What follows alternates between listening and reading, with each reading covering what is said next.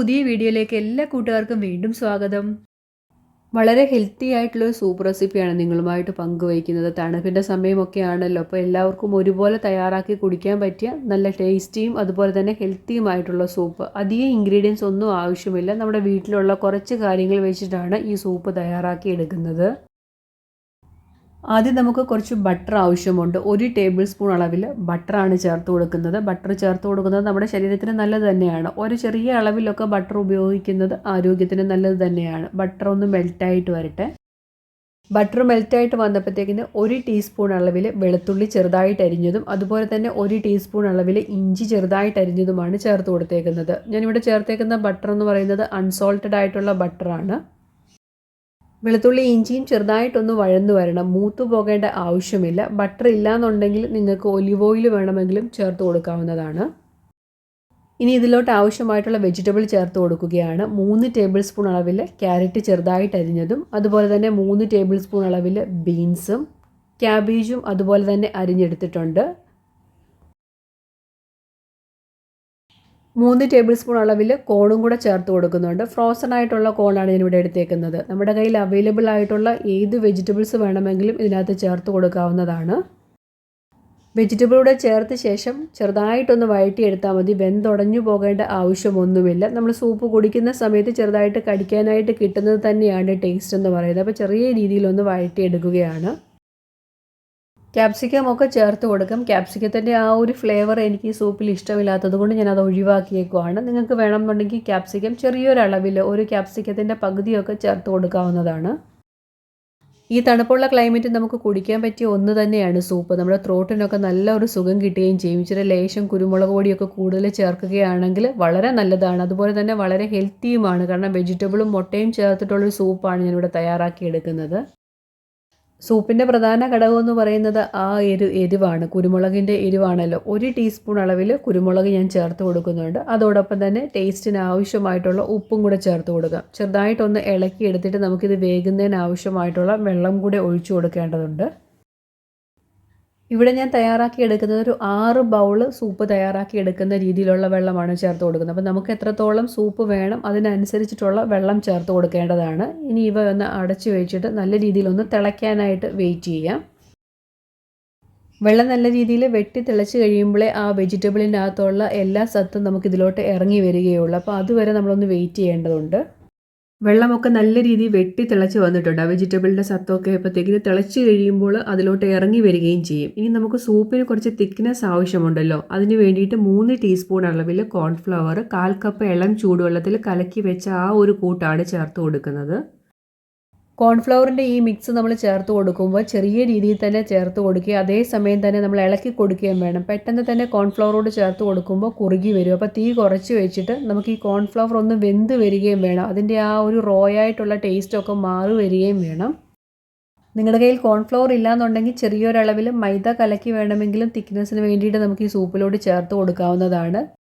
മൈദയുടെ ഉപയോഗം കുറച്ചിട്ട് കഴിവതും കോൺഫ്ലവർ തന്നെ ചേർത്ത് കൊടുക്കുന്നതാണ് ശരീരത്തിന് നല്ലത്. അപ്പോൾ ആ ഒരു രീതിയിൽ തയ്യാറാക്കി എടുക്കാനായിട്ട് പ്രത്യേകം ശ്രദ്ധിക്കേണ്ടതാണ്. 6 ബൗൾ സൂപ്പ് തയ്യാറാക്കി എടുക്കാനുള്ള കോൺഫ്ലവറാണ് ഞാനിവിടെ ചേർത്ത് കൊടുത്തേക്കുന്നത്. നിങ്ങൾ കുറച്ചും കൂടെ അധികത്തിലാണ് സൂപ്പ് തയ്യാറാക്കി എടുക്കുന്നതെങ്കിൽ അത് നോക്കിയിട്ട് ആവശ്യമായിട്ടുള്ള കോൺഫ്ലവർ ചേർത്ത് കൊടുക്കണം. അപ്പോൾ സൂപ്പിന് എത്രത്തോളം ആ ഒരു കുറുക്കം കിട്ടണം അതിനനുസരിച്ചിട്ടുള്ള കോൺഫ്ലവർ ചേർത്ത് കൊടുക്കേണ്ടതാണ്.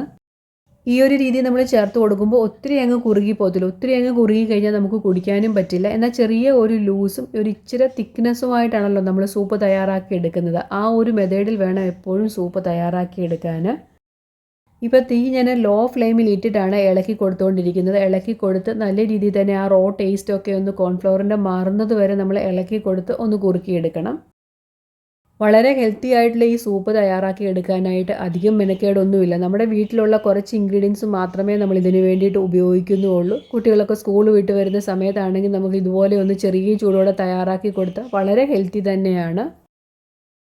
ഇനി സൂപ്പ് കുടിക്കുമ്പോൾ ചെറിയ ഒരു പുളിപ്പ് രസം ആവശ്യമുണ്ട്. നമുക്ക് നാരങ്ങാനീര് ചേർത്ത് കൊടുക്കാം 1 ടീസ്പൂൺ അളവിൽ. അതിനു പകരം ഞാനിവിടെ 1 ടീസ്പൂൺ അളവിൽ സോയാ സോസാണ് ചേർത്ത് കൊടുത്തേക്കുന്നത്. Dark soya sauce. അതിപ്പോൾ എത്രത്തോളം നമുക്ക് പുളി ആവശ്യമുണ്ട് അതിനനുസരിച്ചിട്ട് നോക്കിയിട്ട് ചേർത്ത് കൊടുക്കുക.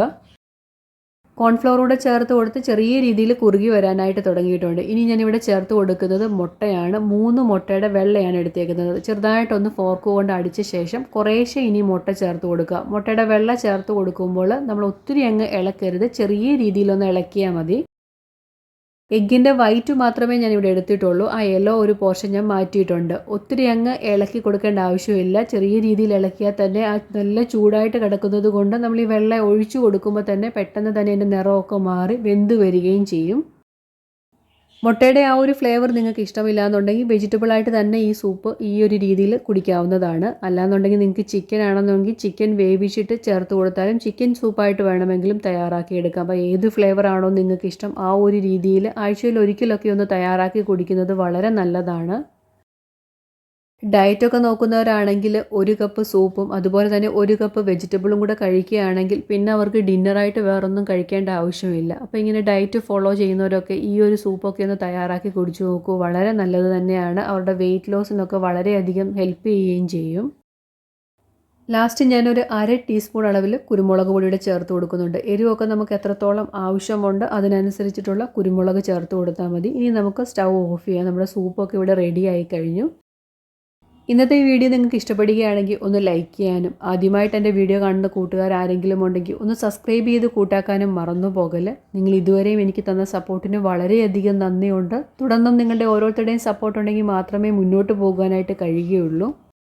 അവസാനം ഞാൻ കുറച്ച് മല്ലിയില ചോപ്പ് ചെയ്തോടെ എൻ്റെ മുകളിലോട്ടൊന്ന് ഇട്ട് കൊടുക്കുന്നുണ്ട്. വളരെ ഹെൽത്തി ആയിട്ടുള്ള ഈ ഒരു സൂപ്പ് തയ്യാറാക്കി എടുക്കാനായിട്ട് അധികം സമയമൊന്നും ആവശ്യമില്ല. മിനിറ്റുകൾക്കുള്ളിൽ നമുക്കത് തയ്യാറാക്കി എടുക്കാവുന്നതേ ഉള്ളൂ.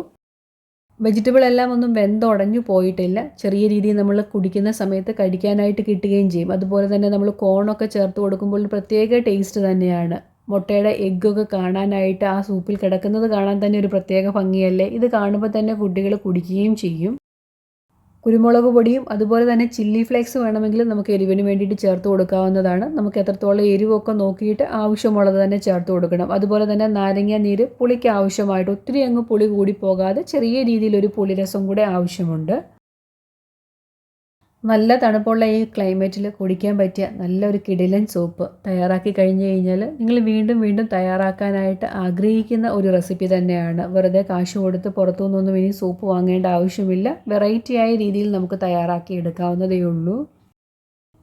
എൻ്റെ വീഡിയോ ആദ്യമായിട്ട് കാണുന്ന കൂട്ടുകാരുണ്ടെങ്കിൽ സബ്സ്ക്രൈബ് ചെയ്യുന്നതിനോടൊപ്പം അടുത്തുള്ള ബെല്ലൈക്കണും കൂടെ ഒന്ന് പ്രസ് ചെയ്ത് ഓൾ എന്നുള്ള ഓപ്ഷനും കൂടെ ഇനേബിൾ ആക്കിയാൽ മാത്രമേ ഞാനിടുന്ന വീഡിയോയുടെ നോട്ടിഫിക്കേഷൻ കറക്റ്റായിട്ട് നിങ്ങളുടെ ഫോണുകളിൽ എത്തുകയുള്ളൂ.